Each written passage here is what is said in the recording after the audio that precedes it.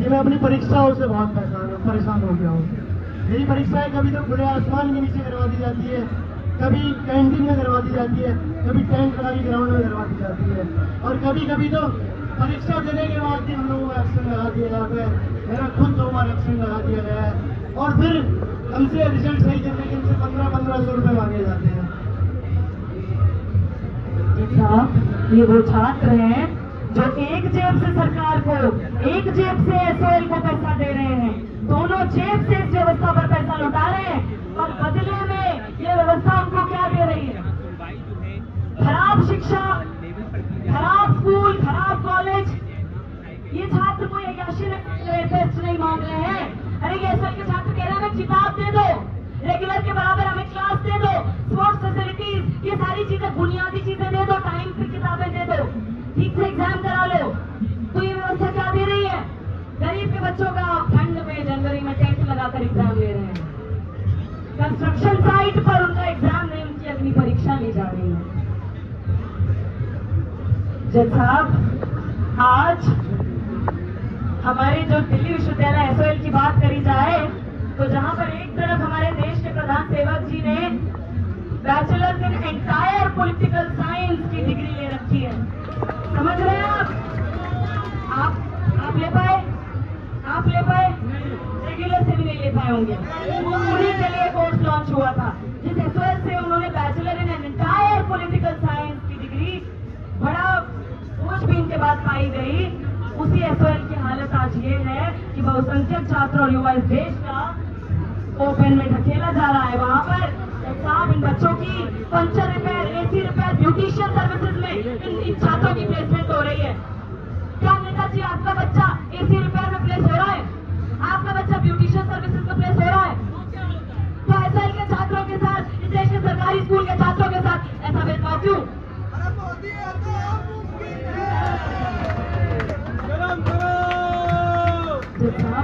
मैं अगले गवाह पृथ्वीराज को बुलाना चाहूंगी जो इस देश में नौकरियों में, रिक्रूटमेंट में क्या व्यापक धांधलियां हैं जिससे इस देश का युवा छात्र त्रस्त है, उस पर बात रखेंगे। इजाजत है। हमारे गवाह नंबर 5, इस देश के पढ़े लिखे अनपढ़ बेरोजगार पृथ्वीराज हाजिर हो। जज साहब और जनता, मैं एक पढ़ा लिखा बेरोजगार हूँ, मैं पीएचडी कर रहा हूँ और जब नौकरी लेने जाता हूँ तो देखता हूँ इस देश में नौकरियां तो कम है। जो बच्ची कुछ नौकरियां हैं वो तो उन चेले चपाटों के लिए है जो दिन रात हमारे महामहिम शिक्षा मंत्री जी, हमारे जो प्रधानमंत्री जी हैं उनकी जो चापलूसी करते हैं उनके लिए बना के रख दी गई है। आलम तो ये है कि एक हमारा वीसी है दिल्ली यूनिवर्सिटी का वाइस चांसलर, उसे 2 पोस्ट मिले हुए हैं, एक वाइस चांसलर का पोस्ट और दूसरा जो पोस्ट है वो पोस्ट है एआईसीटी का मुखिया का पोस्ट। अब एक समय पे जब 2 पोस्ट एक आदमी को मिल रहे हैं, वही दूसरी ओर जो नौकरियां हैं वहां पे जो योग्य है, जो क्वालिफाइड है, उनको नौकरी नहीं मिल रही। नौकरी मिल रही है तो कहा जा रहा है कि आपके जेब में पैसा है, अरे दीजिए कुछ पेटी तो देंगे आपको नौकरी, और अगर आप रहे शाखा के, आप रहे संघ के तो आपको दे देंगे 30% की छूट, लेकिन देना तो आपको भी पड़ेगा। अरे ये शर्मनाक है कि जज साहब हमारे प्रधान जी के राज में जहाँ पे शिक्षा बढ़नी चाहिए थी, जहाँ नौकरी बढ़नी चाहिए थी, जहाँ जो पढ़े लिखे बेरोजगार है उन्हें नौकरी मिलनी चाहिए थी, वो तो मिल नहीं रही। हमें 5वीं चपरासी के फॉर्म के लिए भी पीएचडी लेने के बाद भी भरना पड़ रहा है। आलम ये हो चुका है। ये देखिए जज साहब, हमें न्याय दीजिए, हमें न्याय दीजिए, हमें नौकरी दीजिए, हमें रोजगार दीजिए, हमें बराबरी दीजिए। आपसे यही उम्मीद है, जनता की अदालत से यही उम्मीद है कि हमें न्याय मिलेगा। जज साहब और बाकी जनता, आप जान रहे होंगे अभी कुछ समय पहले एआई समिट हुआ हमारे देश में। उस एआई समिट में विश्व गुरु भारत 56 इंच का सीना, क्या कहें, कहते बड़ी शर्म आती है। इस देश के सारे आईआईटीज को मिला दें तो जितनी जगह एक गलगोटिया विश्वविद्यालय को उस एआई समिट में दी गई, इस देश के सारे आईआईटीज में अनुसंधान और बाकी रिसर्च, उसके लिए उसकी तुलना में लगभग कुछ भी जगह नहीं थी। हमने देखा एक चीनी कुत्ता जिस पर अपना लेबल चिपका कर, अरे बड़ी जगहसाई कराई आपने, बड़ी कराई, बड़ी थूथू कराई आपने, क्या कहा जाए। इसके अलावा दिल्ली विश्वविद्यालय के अंदर एक विजन डॉक्यूमेंट बनाया जाता है। जैसे आप मेरी बात ध्यान से सुनिए, एक विजन डॉक्यूमेंट बनाया जाता है। उस विजन डॉक्यूमेंट में क्या करते हैं, विश्व गुरु भारत, फिर से चोरी, कट कॉपी पेस्ट करते हैं। कहाँ के विजन डॉक्यूमेंट से? आप समझते हैं विजन डॉक्यूमेंट कि हम 47 तक अपने विश्वविद्यालय को कहाँ पहुंचा देंगे? कट कॉपी पेस्ट करते हैं, कहीं इंग्लैंड की यूनिवर्सिटी से नहीं, कहीं अमेरिका की यूनिवर्सिटी से भी नहीं, युगांडा की यूनिवर्सिटी से कट कॉपी पेस्ट करके विजन डॉक्यूमेंट में सिंगापुर की, ओहायो की, केन्या की, मेघालय की यूनिवर्सिटी से कट कॉपी पेस्ट करके दिल्ली विश्वविद्यालय का विजन डॉक्यूमेंट बना रहे हैं। कहा जाए इग्नू के कोर्सेज के मटेरियल से आप कट कॉपी पेस्ट करके, एसओएल का मटेरियल काफी नहीं था, चोरी कर करके घटिया स्टडी मटेरियल बनाना, साहित्य चोरी कर करके आपने देश की नामी विश्वविद्यालय में भी परचम फहरा ही दिया। जज साहब, सरकारी स्कूलों की हालत पर अगर बात करी जाए तो यहाँ पर आप में से ज्यादातर लोग सरकारी स्कूल का आलम को देख चुके होंगे। पिछले 10 साल में 1 लाख से ऊपर सरकारी स्कूल बंद कर दिए गए उस देश में जिसको सरकारी स्कूलों की और ज्यादा जरूरत है, जहाँ जरूरत है कि घटिया संस्थान सरकारी स्कूलों को बेहतर किया जाए। तो सरकारी स्कूल के हालातों पर रोशनी डालने के लिए अगली गवाह स्कूल की छात्रा को मैं बुलाने की अनुमति चाहूंगी। गवाह नंबर 6 सरकारी स्कूल की छात्रा तानिया हाजिर हो।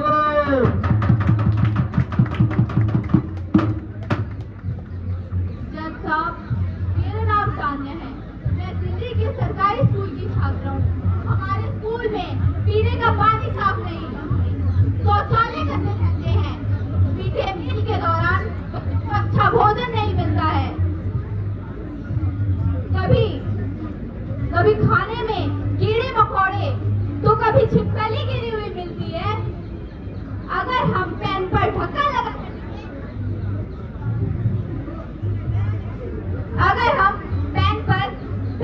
कर लिखे तो हमारी टीचर हमें थप्पड़ मारती है।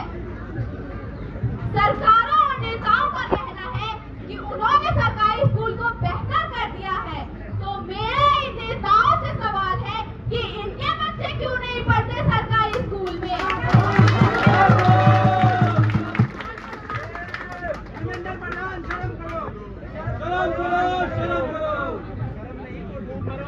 मेरा नाम सोनम है और मैं ये कहना चाहती हूँ कि टीचर सब लेवल नहीं होती है स्कूल में, और सब्जेक्ट टीचर की, इंग्लिश की टीचर सोशियोलॉजी हमें पढ़ाती है और वो बोलती है कि ट्यूशन, मतलब कि अपनी दोस्त का नंबर देती है और कहती है कि उनसे जाके ट्यूशन लो।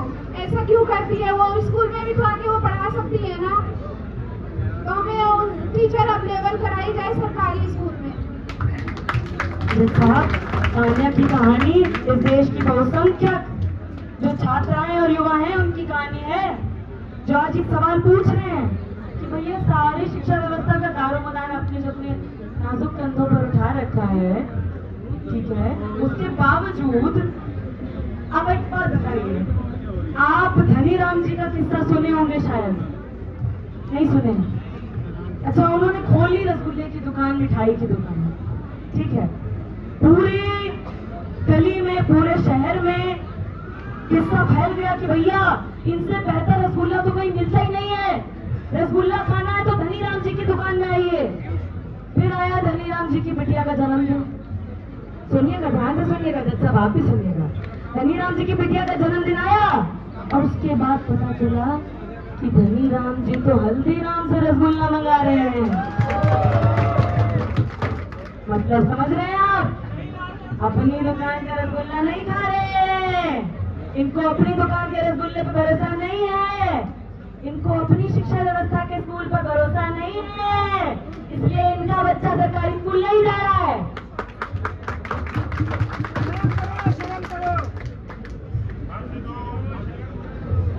जज साहब, यहाँ से हम ये सवाल उठाना चाहते हैं कि आजाद भारत में ये दोहरी शिक्षा नीति, ये दोहरी शिक्षा व्यवस्था क्यों है कि भैया सरकारी स्कूल का टीचर, प्रिंसिपल और पूरी शिक्षा व्यवस्था का जो मंत्री है वो अपने बच्चे को नहीं भेज रहा है सरकारी स्कूल, और इस देश का जो बहुसंख्यक मेहनतकश परिवार है, छात्र है, युवा है, वो इस खराब शिक्षा व्यवस्था, दोहरी शिक्षा व्यवस्था की बलि चढ़ रहे हैं।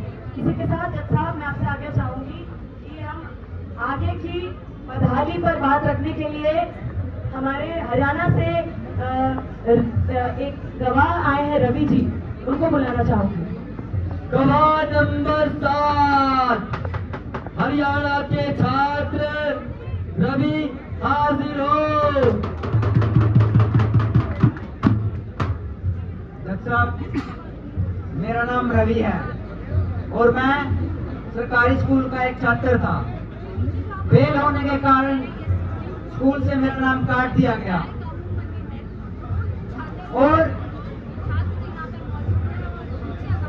बहुत सी कोशिश करने के बाद भी मुझे सरकारी स्कूल में एडमिशन नहीं मिला और प्राइवेट स्कूल में पढ़ने के लिए मेरे पास पैसे नहीं थे। मजबूरन मुझे ओपन स्कूल में एडमिशन लेना पड़ा।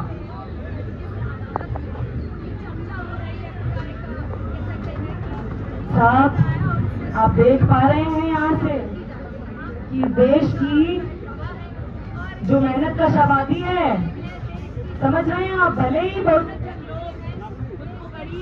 ना बोलना चाहते हो,